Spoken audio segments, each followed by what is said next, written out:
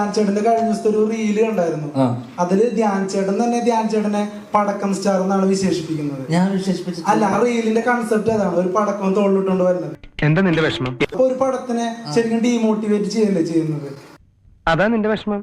അല്ല പിന്നെ ഞങ്ങൾ എത്ര പ്രൊമോട്ട് ചെയ്യാലോ അപ്പൊ കേറൂ നിങ്ങളോ? അത് പറയാൻ താനാരാ? സാർ, ഇവരൊക്കെ എന്റെ ആൾക്കാരാ. നീ ഏതാടാ നായേ? ഞങ്ങള് മീഡിയ ടീം. നിങ്ങൾ കാരണം എത്ര പടം ഓടി? അതല്ല ഉദ്ദേശം.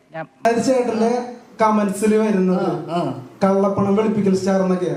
ഞാൻ വളരെ രഹസ്യമായിട്ട് വെച്ചിരുന്ന കാര്യം നിന്നോട് ആര് പറഞ്ഞു? അപ്പൊ സത്യമാണല്ലേ? അതുകൊണ്ട് അവർക്ക് ഗുണമുണ്ടാവുന്നുണ്ട്. ഞാനല്ല വിളിപ്പിക്കുന്നത്.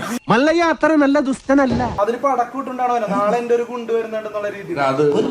നിനക്ക് ഈ പ്രൊഡ്യൂസർമാർക്ക് ഇവിടെ ഇരിക്കുന്നവർക്കും ഇല്ലാത്ത വേദന എന്താണെന്ന് എനിക്ക് നല്ല വിഷമുണ്ട്. ചോദിക്കാനും പറയാൻ ഒരു തെണ്ടില്ലെന്ന് വിചാരിച്ചാ ചോദിക്കടാ. അല്ല, എന്താ നിങ്ങളുടെ ഉദ്ദേശം? ശബ്ദം കനിപ്പിച്ച് പറയടാ. ശബ്ദം കനിപ്പിച്ച് എന്താ നിങ്ങളുടെ ഉദ്ദേശം? ഞാൻ എങ്ങനെ ജീവിതത്തിനെ കാണണമെന്ന് നീയാണോ എനിക്ക് പഠിപ്പിച്ചു തരാ? അല്ല, ഞാൻ സിനിമയെ എങ്ങനെയാണ് കാണേണ്ടത്, ഞാൻ ജീവിതത്തെ എങ്ങനെയാണ് കാണണം, നീ എനിക്ക് പഠിപ്പിച്ചു തരണം.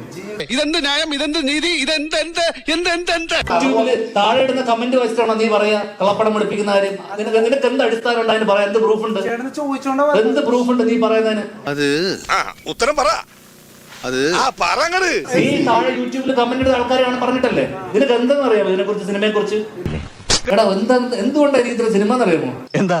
എന്താ കാര്യം?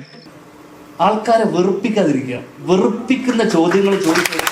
ഞാൻ മാത്രമല്ല, അവരെല്ലാവരും അവര് തട്ടണമെന്ന് പറഞ്ഞ് ഞാൻ ഇങ്ങനെ ആരും മുട്ടാറില്ല. അതുകൊണ്ട് രമേശേട്ടൻ എനിക്കൊന്ന് കപ്പൽ മലയാളിക്ക് ശേഷം രമേശേട്ടന്റെ കരിയർ ബ്രേക്ക് ആയിരിക്കും ഈ സാധനം. ഓ, നമുക്കിട്ടെന്ന് വെച്ചല്ലേ കാണിച്ചു തരാടാ.